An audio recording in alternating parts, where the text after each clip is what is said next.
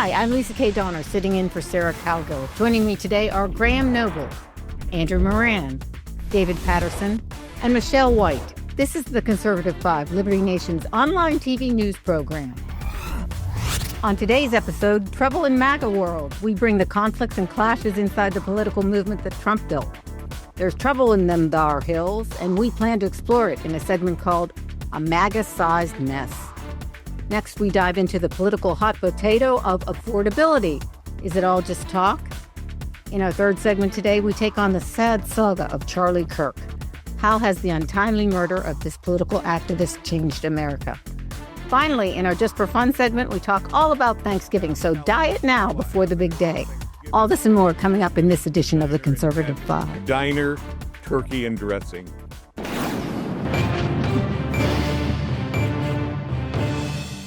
Everyone refers to MAGA World as if it were this giant monolithic organization, but that it is not. Much like the Tea Party and other political movements, there's a wide range of thought and perspectives that are found inside MAGA World. This month, 2 dust-ups occurred, one involving Tucker Carlson and the other centered on MTG, also known as Representative Marjorie Taylor Greene. It's getting pretty ugly out there, panel. Let's begin with the last first. What the hell happened to the political lovebirds? Let's go first to our newest member of the Liberty Nation team, Michelle White. Welcome, Michelle. Thank you. Happy to be here. Well, fair warning, you're going to need a hard hat for this group. All right. Well, you cover the president very closely. So what are we dealing with here? What's going on?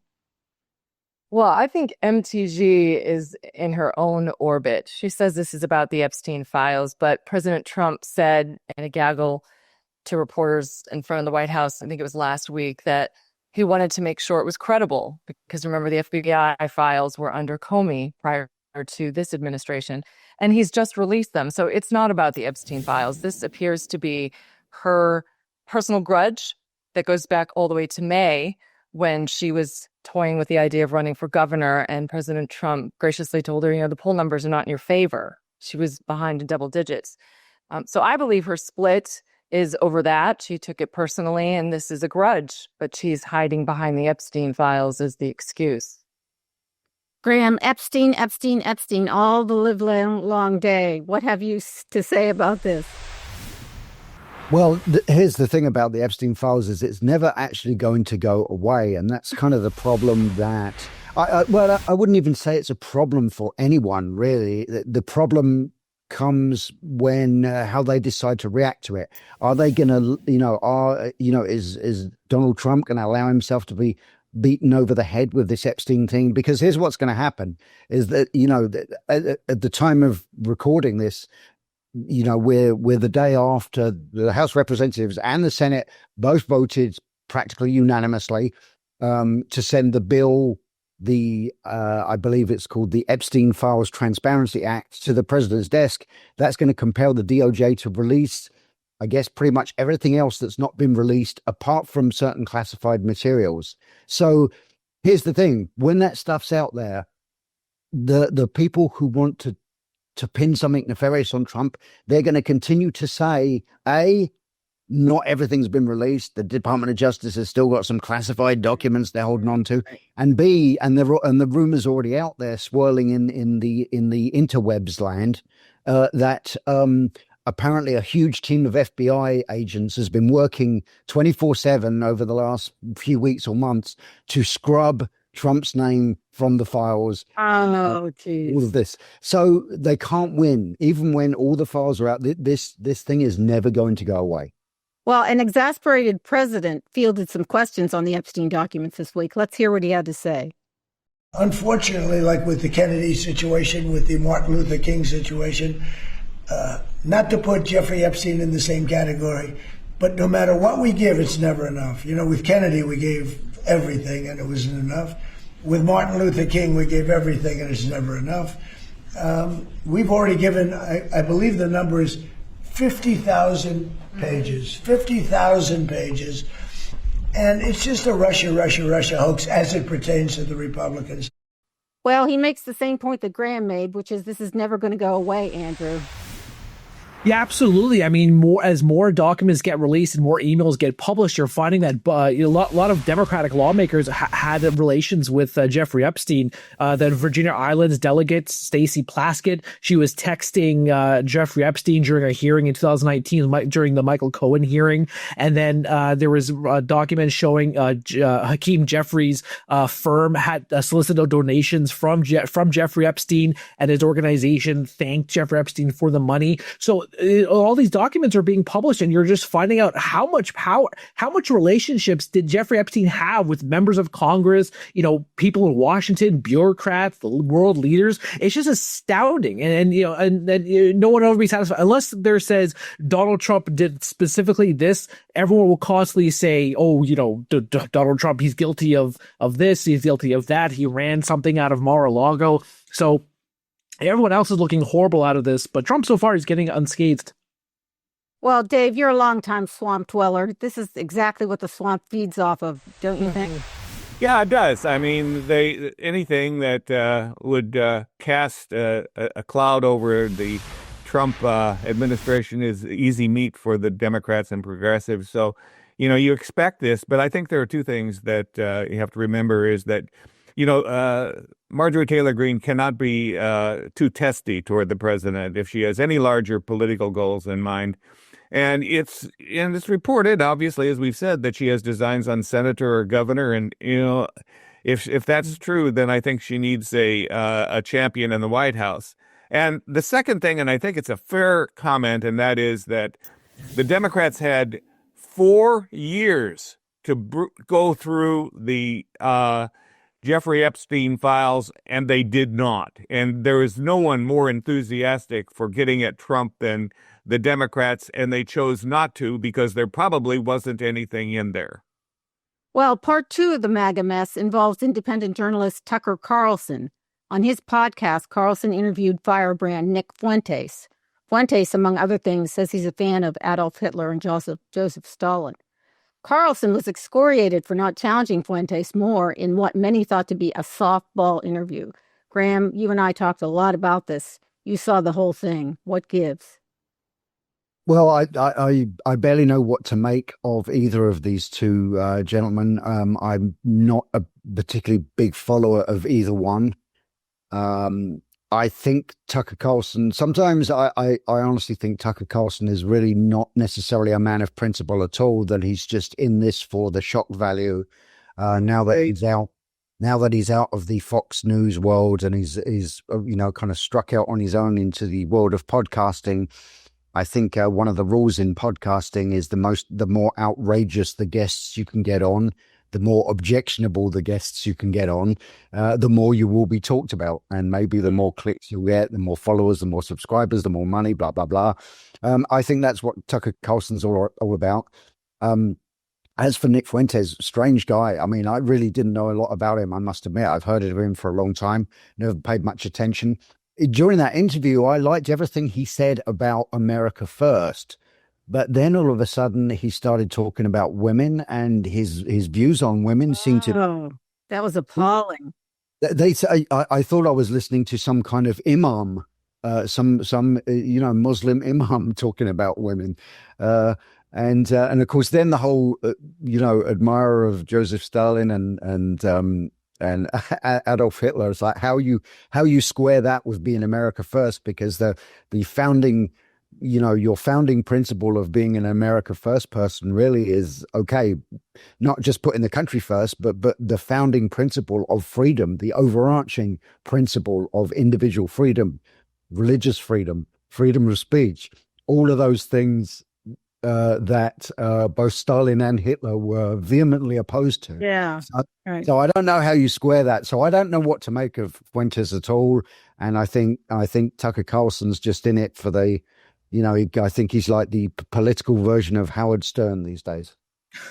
Yes. Speaking about Nick Fuentes, I mean, I've watched this guy for years, and he is a sick puppy. The things he said, all these clips keep surfacing of him, and there's one where he's comparing the Holocaust to baking cookies, and there's another one where about when he's 30 he wants to date someone who's 16, and I wouldn't even dive deeper into that area. But when it comes to Tucker Carlson, I've watched him since I was in middle school, and I remember the day when he was on CNN with his bow tie, and he was a staunch supporter of the war in Iraq, and then it wasn't until Fox News where he became this non-interventionist guru. So he's a political chameleon, and I like Tucker Carlson. I like the things he said over the years, but you just have to remember the history that he's had, and perhaps he's a political opportunist. I don't know, but Nick Fuentes. I mean, I'll say one thing. I liked his interview with Megyn Kelly, and Tucker Carlson said, "You know what? If you don't like my interview, then you go interview him, and you do what you want to do." And you can just watch Nick Fuentes for yourself and see what a disgusting individual that person is.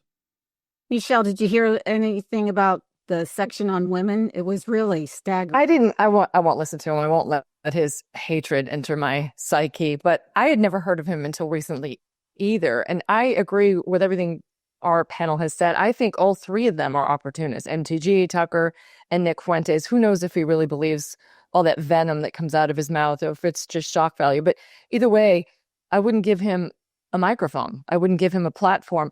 Our great senior political analyst, Tim Donner, wrote a very pointed article about Tucker that I think was spot on.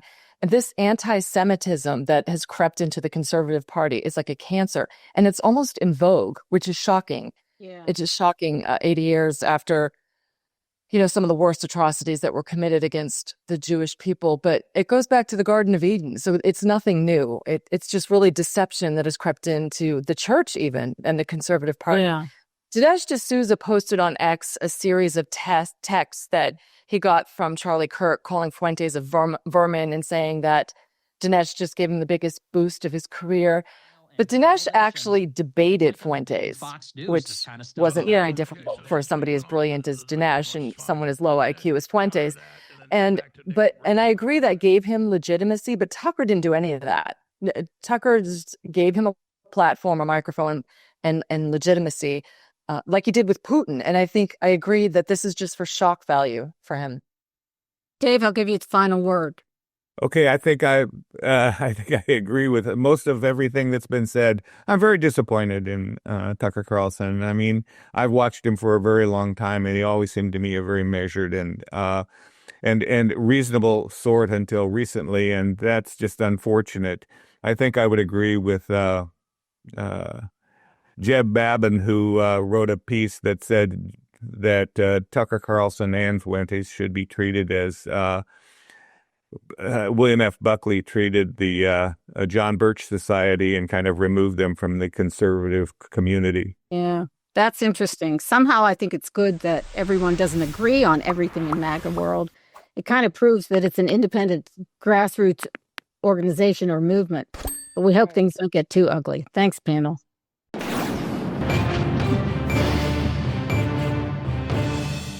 Every so often, there comes an issue that captures the zeitgeist of the nation.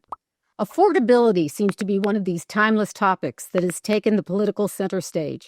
Like it or not, we have the mayor-elect of New York City, Zohran Mamdani, to thank for this. Politicians are elbowing each other out of the way to own the affordability issue. Andrew, from an economic perspective, what sayest thou about this brand new, yet very old topic of affordable housing for young people?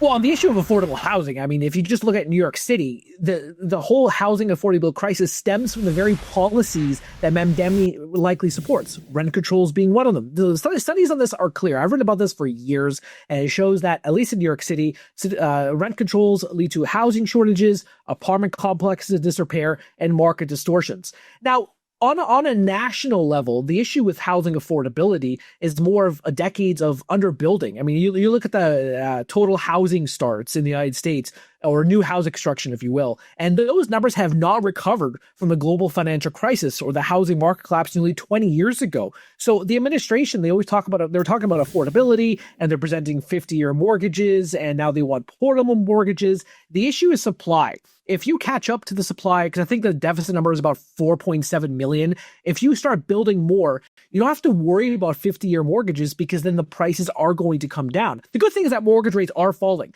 but the issue is supply. You I think I spoke to an economist recently, and he said that if you solve this little pesky problem called housing supply, then the concern about 50-year mortgages, or maybe Trump will go with 100-year mortgages eventually, those things will not matter as much. I have to admit, they are coming up with some pretty creative solutions. I was like, a 50-year mortgage. Anybody else think about that? I think, well, is you're not abolishing 30-year mortgages or 15-year mortgages. You're providing another option, but you're going to pay more interest on it. And you're going to have, you talk about affordability, that's going to be an issue too, because then people are going to take on more housing than they can afford. The only issue, the proposal I like is the portable mortgages, whereby, because if you look at the early days of the pandemic, the Fed slash rates is 0%. People took advantage of 2 or 3% mortgages, and then they took up the existing supply that was in the market, which was, dramatically tight in the years prior to that. And so now under Bill Pulte, they had the top U.S. housing regulator. He says we can transfer the mortgages that people have today to somebody else. And that could free up a lot of existing housing stock, which, that's I will give props to that. That's a good idea. What do you think, Michelle? Are kids really in a tight spot now? There's no place for them to go, and they don't have enough money to spend on a mortgage? Yes, but the problem is they don't know what communism or socialism is. And downstream from Mondami's policies is communism, and worse, an Islamic State of New York. But downstream from Trump's MAGA policies is prosperity. If they don't know enough about communism and socialism and how it's failed because our education system is failing them. But that's another topic altogether. The far left knows that these policies are not going to work. So that's why they're throwing around this affordability word like rice. I was watching an interview last night with a panel with a Democrat and a Republican, and the Democrat, I counted, said affordability once or twice in every answer for every question that he was asked. And it's like, during COVID when they were saying safe and effective, and now it's affordability. It's gaslighting. The Affordable Care Act was anything but affordable. But President Trump has always been focused on affordability without using that word. So all of his policies downstream from there, bringing jobs back to America, closing the border, bringing $9 trillion of investments into the United States, 9.5 after last night with MBS. So those all lead to prosperity, brokering peace, with Gaza and trying to with Ukraine. All of this amounts to a better standard of living for us, i.e. affordability. It's just going to take time for some of these policies, especially with the one big beautiful bill, to see the effects. Well, it's interesting you said that because President Trump took up the issue of affordability earlier this week. Let's play cut 2. We are correcting it. We have strong borders now. We have a great economy. The prices are coming down. The Democrats like to use the word affordability, but their affordability was terrible. The problem with the Democrats, they lie. They do it so well. They talk about affordability, but I'm the one that's getting the prices down. As an example, they had the highest inflation in the history of our country. I have it down now to a normal level, and it's going down further. Thank you very much, everybody. So that sort of gives you an idea where he is. And that backs up what Michelle was just saying. Dave, we had a dinner party last week, and we were all talking about the one couple's son and his wife. They just had a baby. They're both 26, and they both just bought their first home. And everyone was like, they're 26 and they bought a home. How did they do it? Well, they did it because their son is very frugal. He saved a lot of money. In the first couple of years that they were married, they decided to wait a couple of years, have a kid. And she worked and he worked, and they slaved away and they worked hard and they got their mortgage. And so there it is. Sometimes I wonder if kids are just thinking, I don't have to, it's not as hard as it seems, or it is harder than it seems. I don't know.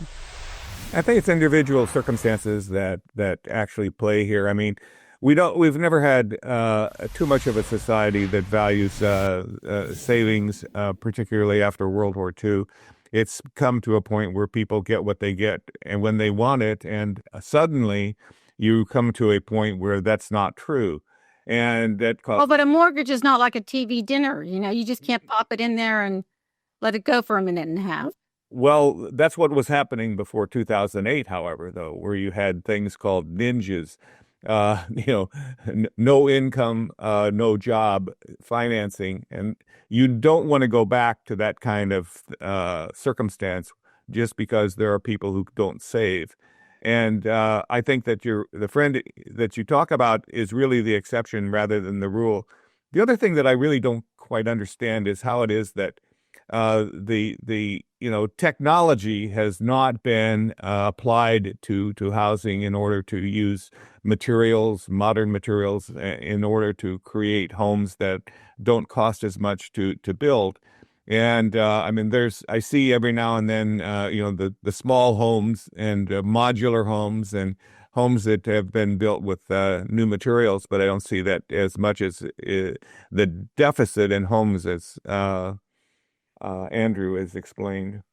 Graham, you like the idea? Sorry, if I just may interject with a couple of statistics. One is that the median age for home buyers is now 40. The average buyer is 59. A lot of the buying that goes on in the United States today are repeat home buyers. And you look at the numbers 30 years ago, the number was 28. Median home prices, that's up 30% since in over 5 years. In some places, 47%. So those numbers are really, I think a lot of us are discounting the troubles that a lot of young people are facing today. In addition to, let's say, car loans, car prices are the average price now over $50,000. A lot of these kids are saddled with student loan debt. Yes, we can debate they made terrible decisions, but the cost of everything just keeps accelerating. And a lot of older people will say, well, we had to deal with 17% mortgages, but they didn't deal with home prices surging 30% in just a couple of years. Fair enough. Graham? Well, I'm actually a little surprised that we are not 3D printing houses by now. And I'm not saying that as a joke. I really am surprised we're not doing that.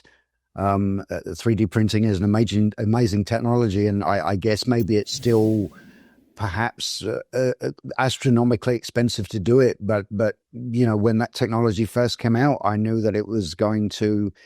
It's at some point or another. Everyone's talking about artificial intelligence, but at some point or another, 3D printing is going to change entire economies. Well, when they learn how to build a house with 3D printing. I don't know. I don't know that I'd want to mortgage a house like that, especially for 50 years.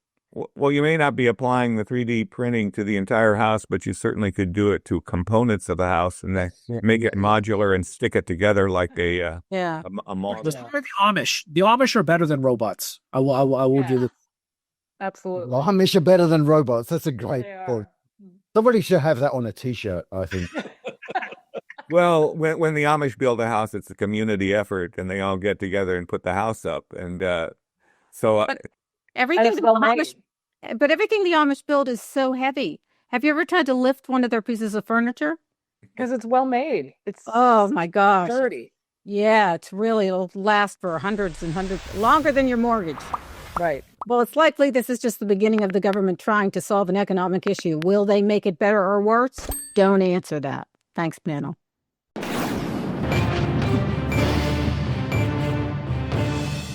It's been a little over 2 months since Turning Point founder Charlie Kirk was killed by an assassin's bullet.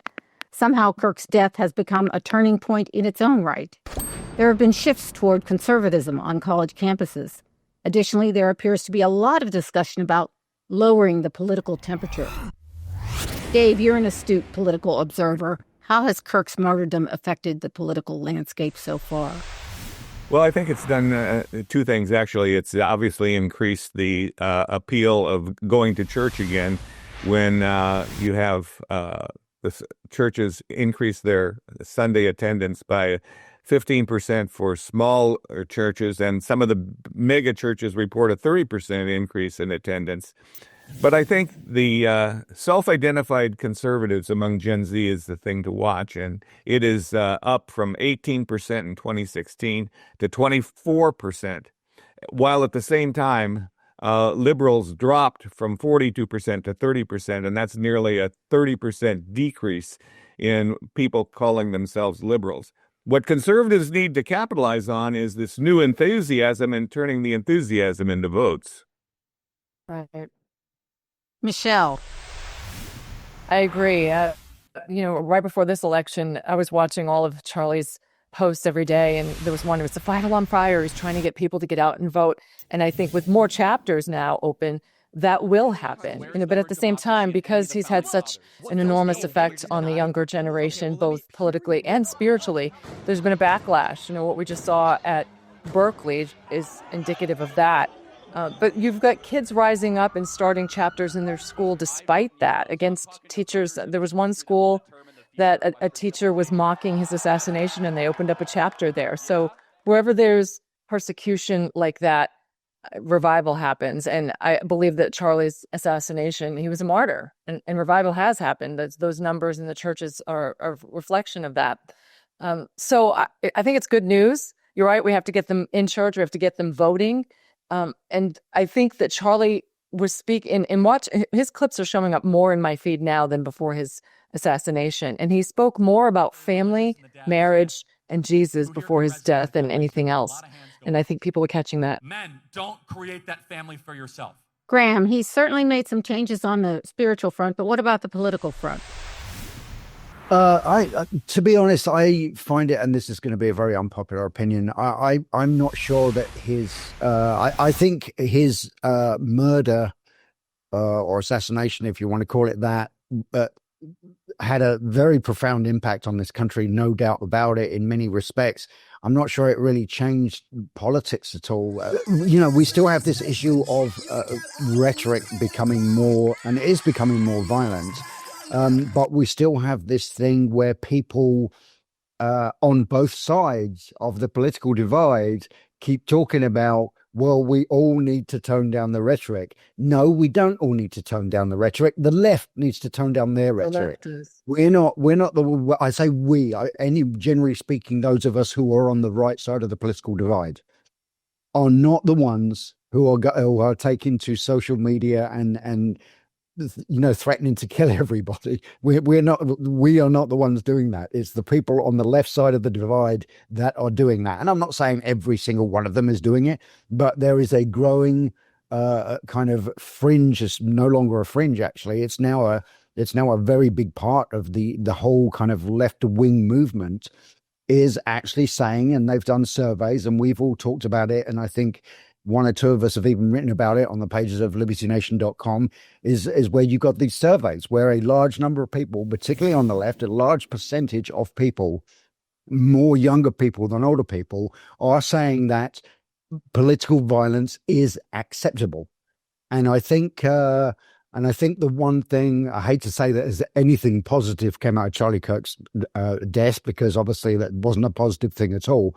But if there's one thing perhaps the country took away from it, which is good for the country to know that, and that is the heightened awareness of these tendencies, more and more tendencies, I believe, towards political violence. And I believe that's the biggest thing that changed. But I think, honestly, people on the right need to get away from this, oh, yes, we're going to accept this whole idea that we all have to turn down the rhetoric. No, I think people on the right should be taking a stand and saying, no. Our rhetoric is not the problem. It's your rhetoric that's the problem.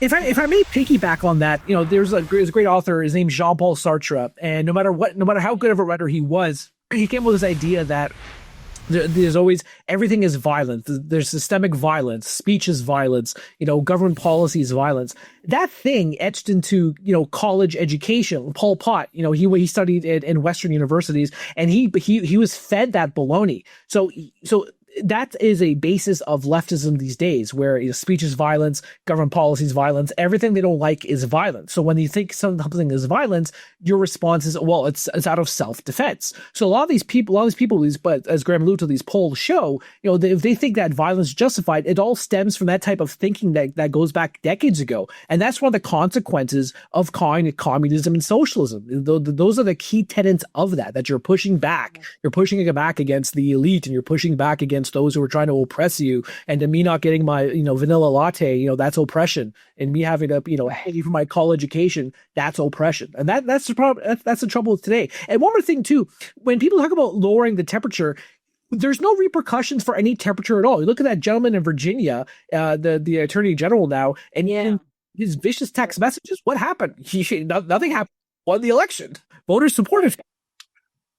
Right. And if I could add, also, the media is culpable in this. When they were protesting and throwing things and violent at Berkeley, there were reporters doing live shots saying it was mostly peaceful. I mean, we've heard that since the BLM riots. So there's not only no accountability, the media is twisting it and calling it something that it's not. And so it's desensitizing people to what real violence is. Well, I think those of us who are Christian have looked at this as a possible spiritual awakening for the country. And it has been a while since that. Some people count the 60s as a Jesus movement, but some people don't. But it's been a while since there's been a spiritual awakening. But whether it's just spiritual or just a political one, it does seem like Mr. Kirk, struck down at the young age of 31, has not died in vain. Thanks, Phantom.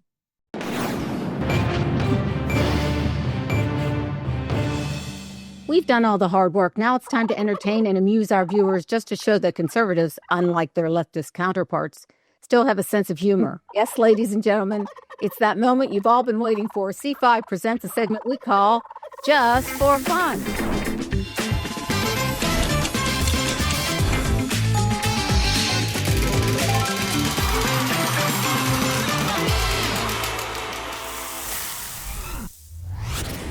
Today's topic will, of course, be Thanksgiving. So, panel, pick a number 1 through 5.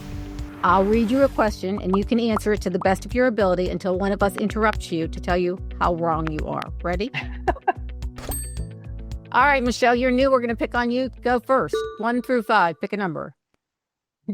1. 1. What is the one food you simply cannot live without on Thanksgiving Day? Pumpkin pie, but homemade pumpkin pie with real pumpkin, not a canned pumpkin. I love pumpkin pie. Yeah, how can you tell the difference between canned pumpkin and real pumpkin? Oh, you can tell. It's night and day. One tastes like a Jell-O and the other one tastes like real pumpkin. You can't tell the difference? Oh, I yeah. don't think so, no. Oh, I can tell the difference. Anybody else? One is different. Oh, really? Anybody else have a favorite food? I can't live without cranberry sauce myself. I love that too. The real stuff that slides out of the can, you know. I'd say not out of the can. there was a great sushi place that we had in our neighborhood, and they had the best freaking sushi in the city. But anyway, before they closed down, we used to order from that place all the time during Thanksgiving. Oh, so good. Sushi on Thanksgiving. Oh, Dave. Jump in here. Come on, tell us what your favorite food is. Okay. I number 2. Number 2. What was the most memorable Thanksgiving you ever celebrated? Well, I'm gonna kind of depart from the word celebrate a little. The most memorable Thanksgiving that I ever had was pure pitiful. Was walking down Kalakaua Avenue on Thanksgiving Day and went into a diner and had diner turkey and dressing. How pitiful! Oh, I'm so sorry, Dave. Any other interesting Thanksgiving days? We went to an all-you-can-eat sushi place, and then after that, we went to see Verdi's La Traviata at the Four Seasons Center for the Performing Arts. That's one of the memorable Thanksgiving I can think of. That is memorable. That really is. What do you say, Michelle? I was in London one year. I was studying abroad for a semester, and I was in London for Thanksgiving, and I was interning at Sky News.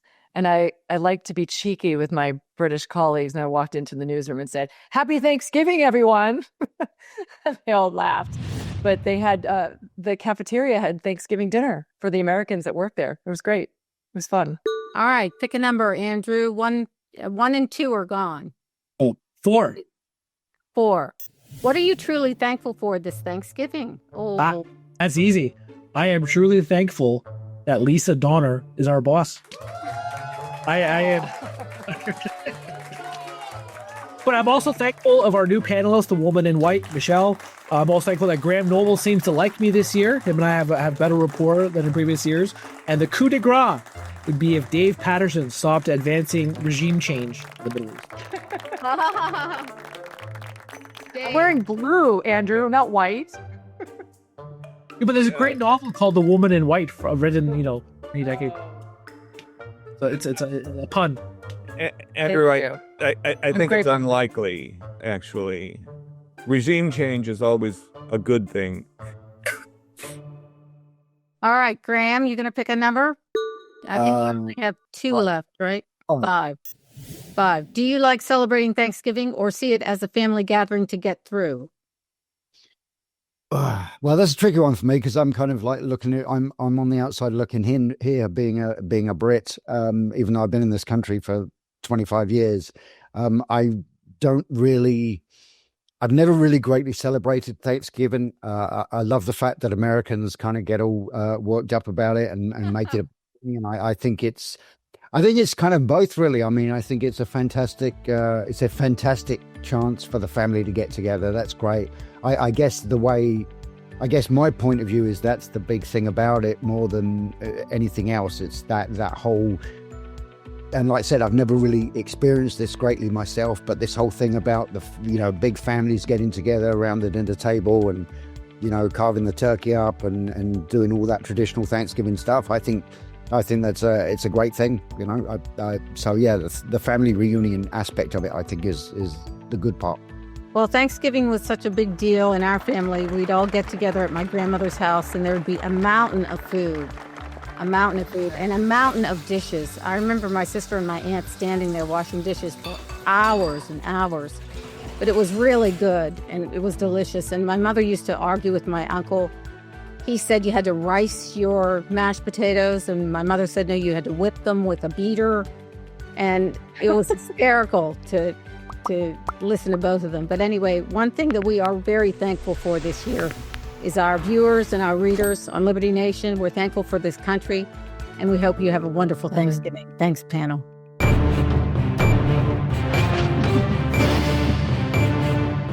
That's it for our Conservative 5 panel today. Check out our other C5 shows and segments on your favorite video platform.